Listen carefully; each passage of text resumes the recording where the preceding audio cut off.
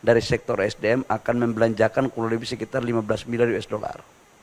Dari 15 miliar US dollar ini terdiri dari Bapak Ibu semua, kita tahu bersama bahwa dalam perjanjian tersebut telah dimuat secara jelas bahwa untuk memberikan keseimbangan neraca perdagangan kita, maka kita dari sektor SDM akan membelanjakan kurang lebih sekitar 15 miliar US dollar. Dari 15 miliar US dollar ini terdiri dari membeli BBM jadi, kemudian LPG dan crude. Sudah barang tentu ini adalah merupakan langkah sejarah baru kita membeli dalam jumlah yang besar. Dan nanti akan dijelaskan oleh Dirut Pertamina tentang teknis implementasinya. Bapak Ibu semua, 15 miliar US dollar yang kita alokasikan untuk membeli BBM di Amerika Serikat bukan berarti kita menambah volume impor. Namun kita menggeser sebagian volume impor kita dari beberapa negara. Di antaranya negara dari Asia Tenggara, Middle East, maupun di beberapa negara di Afrika. Secara keseluruhan, neraca komoditas daripada pembelian BBM kita dari luar negeri itu sama. Cuma kemudian kita geser. Dalam prakteknya nanti, pembelian ini sudah tentu akan memperhatikan mekanisme-mekanisme keekonomian yang saling menguntungkan.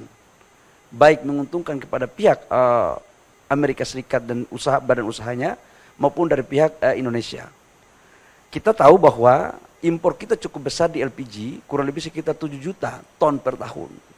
Dan salah satu yang selama ini sudah kita lakukan juga adalah sebagian kita ambil dari Amerika. Tapi volumenya kita akan naikkan. Ini dalam konteks BBM, dan dalam catatan kami, begitu kami mendapat arahan dari Bapak Presiden Prabowo, begitu 90 hari ke depan sudah selesai, maka langsung kita mulai tahapan eksekusi.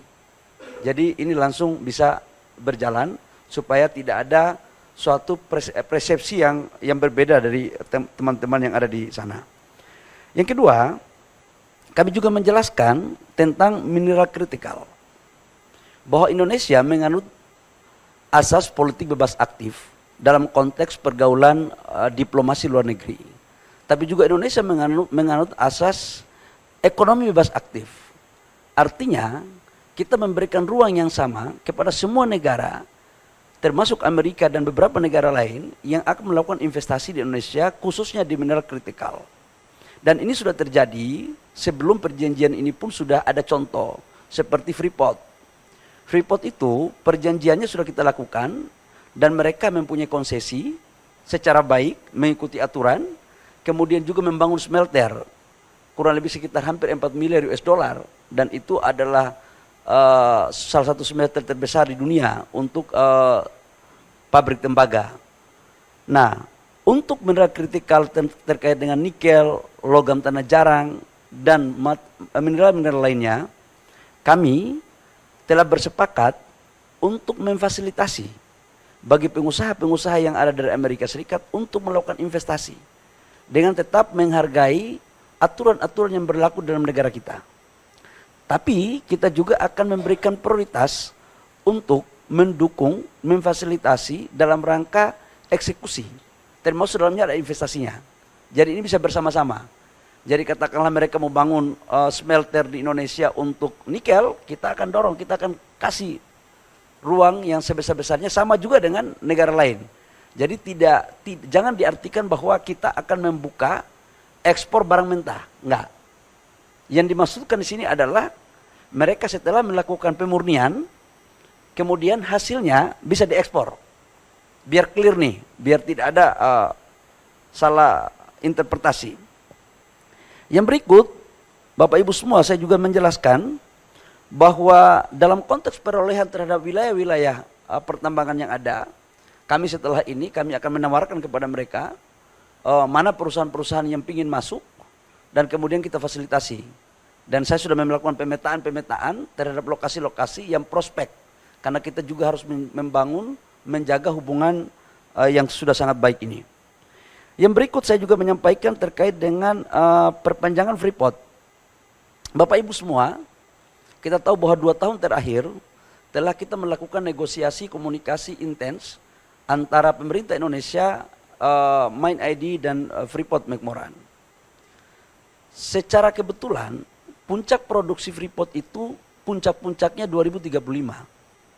Kita tahu bahwa konsentrat Freeport sekarang memproduksi 1 tahun pada saat belum terjadi musibah itu mencapai 3,2 juta ton biji konsentrat daripada tembaga yang menghasilkan kurang lebih sekitar 900.000 lebih tembaga dan kurang lebih sekitar 50 sampai 60 ton emas.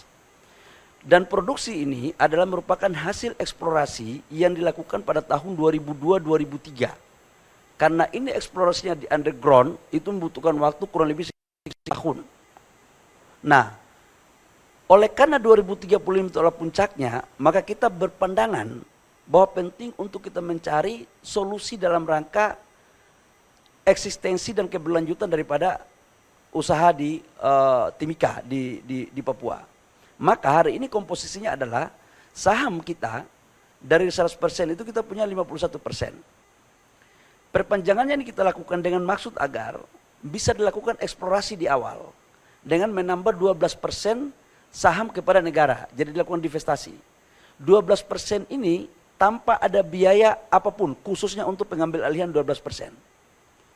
Namun dalam proses untuk bagaimana meningkatkan eksplorasi pasti di situ membutuhkan biaya, disitulah ditanggung renteng. Nah dengan demikian maka pada tahun 2041 negara akan mendapatkan saham 51 tambah 12% berarti 63, di mana penambahan 12% saham ini juga akan berkontribusi, akan dibagi sebagian kepada pemerintah daerah Papua, penghasil tambang. Nah dengan demikian maka penciptaan lapangan pekerjaan dapat bertambah, yang existing tetap bertahan, pendapatan negara juga bertambah, begitupun royalti PNBP dan pendapatan daerah. Nah kira-kira itu terkait dengan Freeport. Namun setelah MOU ini ditandatangani, tahap berikutnya adalah kami akan melakukan pembahasan teknis terkait dengan administrasi-administrasi yang akan dipenuhi oleh pihak Freeport. Sudah barang tentu dalam bernegosiasi kami akan mengedepankan kepentingan negara lebih ke depan. Karena pasal 33 Undang-Undang 45 sebagaimana apa yang diarahkan dan diperintahkan oleh Bapak Presiden adalah kita harus mengedepankan kepentingan negara, dan oleh karena itu di dalam perpanjangan 2041 nantinya diharapkan pendapatan negara harus jauh lebih tinggi ketimbang pendapatan negara yang ada sekarang ini. Termasuk dalamnya royalti dan pajak-pajak lain khususnya emas. Ini biar tidak disalah terjemahkan lain-lain oleh saudara-saudara saya yang ada di tanah air. Yang berikut menyangkut dengan urusan etanol. Bapak Ibu semua, salah satu strategi untuk kita mendorong ketahanan energi dan kedaulatan energi kita adalah kita akan menerapkan bagian daripada bensin kita akan campur dengan etanol, mandatori. Tujuannya sebenarnya adalah bagaimana menciptakan peluang usaha baru yang ada di Indonesia. Namun sampai dengan produksi kita bisa memenuhi kebutuhan dalam negeri, maka ruang untuk kita melakukan impor boleh saja, termasuk di impor dari Amerika. Sampai dengan kebutuhan produksi kita dalam negeri terpenuhi. Ini paralel aja sebenarnya, paralel aja biasa. Yang berikut kami juga melaporkan bahwa di sini kita juga melakukan komunikasi terhadap ExxonMobil. ExxonMobil ini salah satu perusahaan minyak Amerika Serikat yang sudah 100 tahun lebih yang beroperasi di Indonesia. Dan mereka adalah salah satu penyumbang lifting terbesar selain Pertamina. Hari ini lifting mereka kurang lebih sekitar 170.000 sampai 185.000 barel. Kita akan memperpanjang sampai dengan 2055 dengan total investasi kurang lebih menambah 10 miliar US dollar. Namun ada beberapa hal yang harus kita clearkan. Termasuk dalamnya adalah sharing cost recovery antara pendapatan negara dan pendapatan K3S. Sebentar lagi akan selesai. Ini merupakan bagian yang tak terpisahkan dari komunikasi bilateral kita antara pihak swasta yang ada di sini maupun dengan pemerintah Indonesia, termasuk dalamnya adalah berkomunikasi dengan pemerintah Amerika Serikat. Saya pikir itu beberapa hal yang perlu saya sampaikan terkait dengan persoalan tindak lanjut daripada apa yang disepakati yang sudah ditandatangani oleh Bapak Presiden Prabowo dan Bapak Presiden Trump. Intinya dari sektor SDM adalah begitu selesai 90 hari diimplementasikan, maka langsung kita jalankan. Supaya apa? Ini membangun trust. Membangun trust antara kedua belah pihak, antara Indonesia dan Amerika. Dan ini sejalan dengan apa yang diperintahkan oleh Bapak Presiden Prabowo dalam rangka mewujudkan apa yang telah disepakati untuk kemudian perjanjian ini diharapkan saling menguntungkan kedua belah pihak. Harus win-win. Perjanjian ini tidak boleh menguntungkan salah satu pihak saja, tapi harus semua pihak merasakan keuntungan daripada perjanjian ini. Seizin Bapak Seskap, kami mohon izin kalau Bapak Seskap izinkan, nanti menyangkut dengan urusan detail terhadap perjanjian konkret pembelian beberapa komoditas daripada BBM mungkin akan disampaikan oleh Pak Dirut Pertamina.